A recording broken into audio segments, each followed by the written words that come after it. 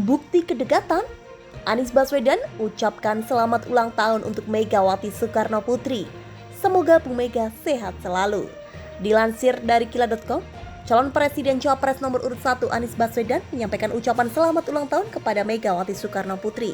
Anies Baswedan menyampaikan ucapannya di Bandar Udara Internasional Adi Sucipto, Yogyakarta, seperti yang ditayangkan oleh kanal YouTube Kompas TV.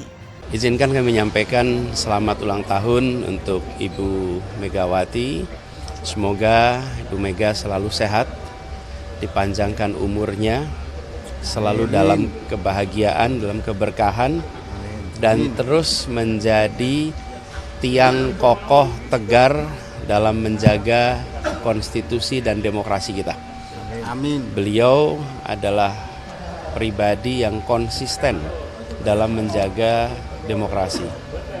Beliau rekam jejaknya menunjukkan sikap hormat pada aturan hukum, aturan konstitusi ketika memenangkan Pilpres, ketika bertugas sebagai presiden, menjalankan pemilu netral pemilunya. Bahkan sebagai presiden di dalam pemilu itu beliau bukan jadi pemenang. Lalu ketika tidak menang di Pilpres, berada di luar di oposisi, dijalani oposisi itu tabah. Sampai kemudian kembali ke pemerintahan lagi. Dan ketika sudah di pemerintahan lagi, ada iming-iming. Iming-iming apa? Perpanjangan. Nggak bergeming. Jadi menurut saya di hari ulang tahun ini kita bisa ambil pelajaran dari Ibu Mega sebagai orang yang menjaga konstitusi, menjaga demokrasi. Semoga panjang umur, sehat selalu. Dalam ucapannya, Anies Baswedan turut mendoakan Megawati diberi kesehatan dan ketegaran untuk menjaga konstitusi di tanah air. Sosok yang mengaku jadi Ketum Umum PDIP itu berulang tahun ke-77 pada 23 Januari.